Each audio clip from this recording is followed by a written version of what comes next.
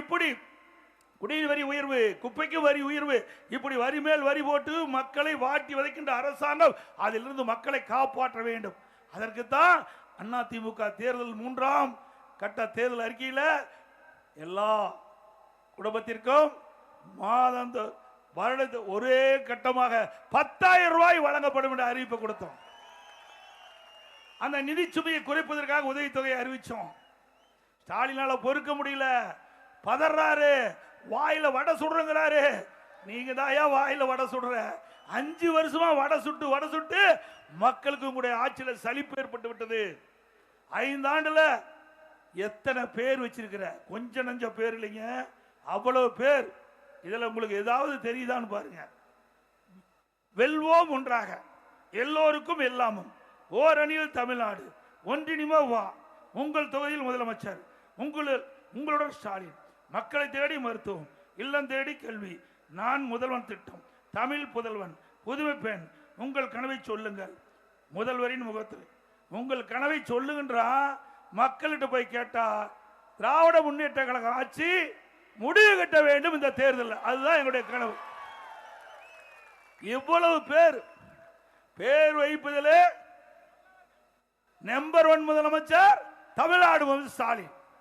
இதுல ஏதாவது ஒன்னாவது உங்களுக்கு புரியுதா? இவ்வளவு பேர் வச்சிருக்காரு.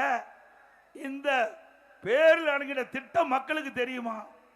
தீனா ஒரு பேரை வைப்பாரு, ஒரு திட்டத்தை அறிவிப்பாரு, அங்க போட்டோ ஷூட் எடுப்பாரு, பத்திரிகையில் வரும், ஊடகத்தில் வரும், அதோட முடிஞ்சு போச்சு. இப்படி பேர் வைப்பதற்கு நோபல் பரிசு கொடுக்கணும்னா ஸ்டாலின் கொடுத்தா பொருத்தமா இருக்கும். எப்படி நாட்டு மக்களை ஏமாற்றுறாங்க பாருங்க. எப்படி வாயில வடை சுடுடா என்று சொன்னால் அது ஸ்டாலினுக்கு பொருத்தமா இருக்கும். அப்படி மக்களை ஏமாற்றுகின்ற ஒரு அரசாங்கமா திரு ஸ்டாலின் அரசாங்கம் இந்த 5 ஆண்டு காலம் ஏமாற்றி கொண்டிருந்தது. அதுக்கு முடிவு கட்டுகின்ற தேர்தல் இந்த தேர்தல், சட்டமன்ற பொது தேர்தல். முடிவு கட்டுவீங்களா? நல்லா சத்தமா சொல்லுங்க. இன்னைக்கு நாட்டு மக்கள் எதிர்பார்த்து கொண்டிருக்கிறாங்க. எப்பொழுது தேர்தல் வரும் என்று மக்கள் எதிர்நோக்கி கொண்டிருக்கின்றார்கள்.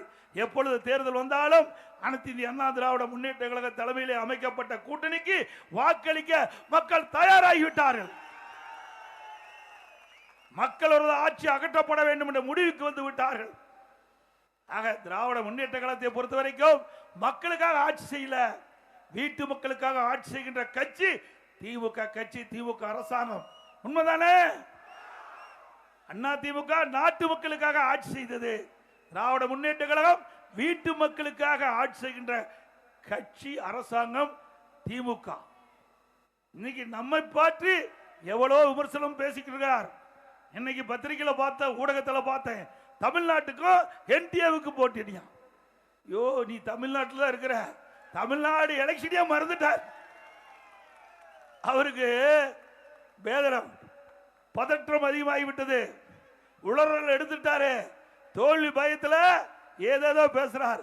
திரு ஸ்டாலின் அவர்களே, தமிழ்நாட்டில் தாங்க சட்டமன்ற தேர்தல் நடக்குது. ஆக டெல்லியில் நடக்கல, மத்தியில் யார் ஆட்சிக்கு வரணும் நடக்கல.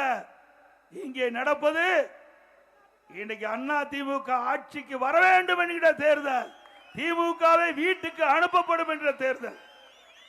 யார் ஆட்சிக்கு வர வேண்டும், யார் ஆட்சிக்கு வரக்கூடாது தமிழ்நாட்டிலே, அதற்காக நடைபெறுகின்ற சட்டமன்ற பொது தேர்தல். இது கூட தெரியாம தமிழ்நாட்டுக்கும் என்டிஏவுக்கும் நடக்குதான்.